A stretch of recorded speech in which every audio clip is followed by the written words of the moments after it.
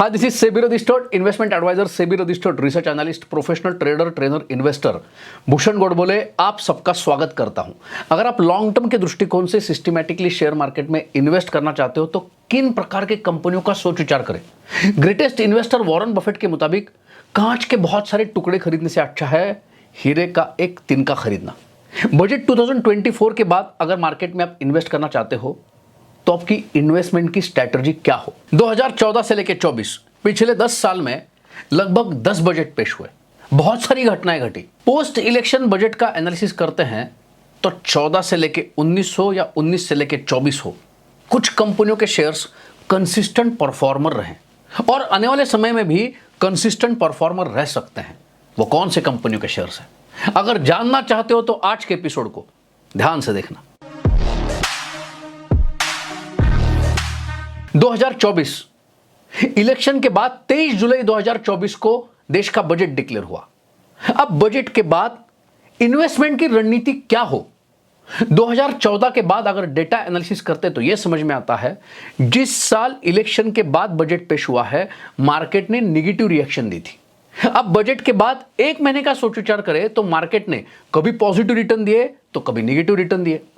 लेकिन 2014 से लेकर 2024 तक 10 साल में 5-5 साल का डेटा एनालिसिस करें तो यह समझ में आता है 2014 से लेकर 2019 तक मार्केट ने पॉजिटिव रिटर्न दिए और 2019 से लेकर 2024 तक कोविड का इंपैक्ट आने के बावजूद भी मार्केट ने पॉजिटिव रिटर्न दिए। देश के तरक्की को ध्यान में रखते हुए अगर कैपिटल इन्वेस्टमेंट्स की गई है, आने वाले समय में अगर देश तरक्की करता है, कंपनियों के प्रॉफिट्स में ग्रोथ आती है और आने वाले समय में भी ग्रोथ की गुंजाइश है तो कंपनियों के शेयर प्राइस में भी ग्रोथ आ सकती है।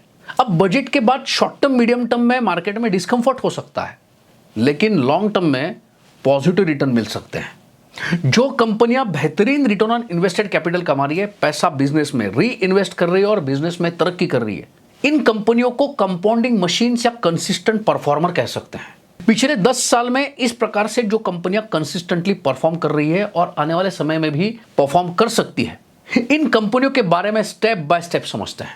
अब जिस कंपनी के बारे में डिस्कस करने वाले हैं वो कंपनी मानो शेयर मार्केट का गहना है। बेहतरीन रिटर्न ऑन इन्वेस्टेड कैपिटल कमाते हुए इस कंपनी ने 2014 से लेकर 2024 तक सालाना लगभग प्रॉफिट में 17% से ग्रोथ दर्ज की है और इन्वेस्टर्स को बेहतरीन रिटर्न दिए हैं और आने वाले समय में भी लॉन्ग टर्म पे यहां पे बेहतरीन रिटर्न मिल सकते हैं। उस कंपनी का नाम है Titan industries. Pesticide and agrochemical sector में कंपनी है जो company contract research and contract manufacturing का काम कर रही है। बेहतरीन रिटर्न ऑन इन्वेस्टेड कैपिटल कमाते हुए इस कंपनी ने 2014 से लेकर 24 तक प्रॉफिट में सालाना लगभग 24% से ग्रोथ दर्ज की है।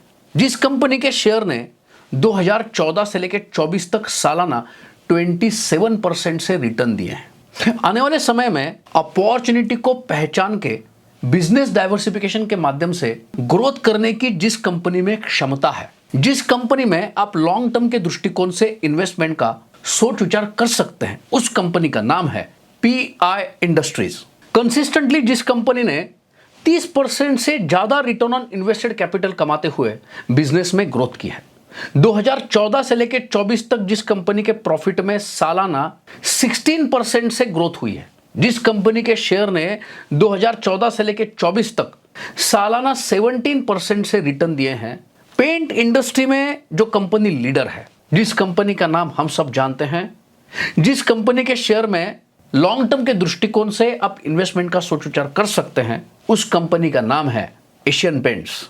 इस प्रकार से जो कंपनियां बेहतरीन रिटर्न ऑन इन्वेस्टेड कैपिटल कमाते हुए बिजनेस में तरक्की कर रही है, जिन कंपनियों को हम कंपाउंडिंग मशीन्स या कंसिस्टेंट परफॉर्मर कहते हैं, ऐसे अलग अलग कंपनियों के शेयर्स में डाइवर्सिफाइड पोर्टफोलियो के माध्यम से अगर हम लॉन्ग टर्म के दृष्टिकोण से सिस्टमैटिकली इन्वेस्ट करते हैं तो लॉन्ग टर्म में हम बेहतरीन रिटर्न कमा सकते हैं। लेकिन यहां पे हम गलत भी जा सकते हैं, वरना कहोगे मैंने कहा था। अगर आप शेयर मार्केट में नए हैं, जानना चाहते हैं शेयर मार्केट क्या है, ये काम कैसे करता है, वैसे अलग अलग कंपनियों के बारे में या कंसिस्टेंट परफॉर्मर्स के बारे में लेटर बॉक्स के माध्यम से कंसिस्टेंटली एजुकेट होना चाहते हैं तो just download Arya money app. इस प्रकार से आप शेयर मार्केट में सक्सेसफुल ट्रेडिंग करना चाहते हैं या इन्वेस्टिंग करना चाहते हैं तो भारत में लीडिंग ब्रोकर्स के साथ खाता खोलने के लिए उनकी लिंक्स हम डिस्क्रिप्शन में प्रोवाइड कर रहे हैं, उसका फायदा जरूर उठाइए। यहां पे हम स्टैंडर्ड डिस्क्लेमर और डिस्क्लोजर देना चाहेंगे। इस वीडियो में जिन शेयर्स के बारे में डिस्कस किया गया है या ट्रेडिंग स्ट्रैटेजी के बारे में डिस्कस किया गया है, ये एजुकेशन पर्पज से डिस्कस किया गया है।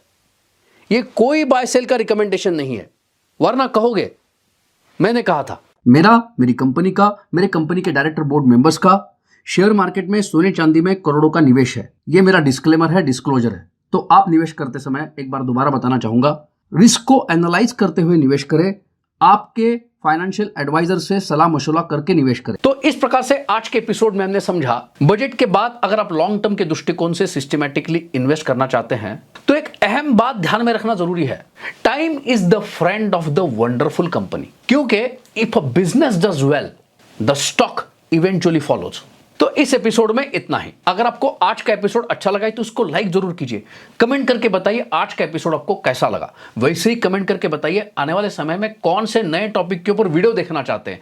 इस एपिसोड को ज्यादा से ज्यादा शेयर भी करें, हमारे चैनल को सब्सक्राइब करें, बेल आइकॉन को हिट करें, ताकि जब नया वीडियो अपलोड करेंगे तो नोटिफिकेशन टाइमली मिल पाए। तो मिलते हैं अगले एपिसोड में। अगले एपिसोड तक हैप्पी ट्रेडिंग, हैप्पी इन्वेस्टिंग। धन्यवाद, थैंक यू।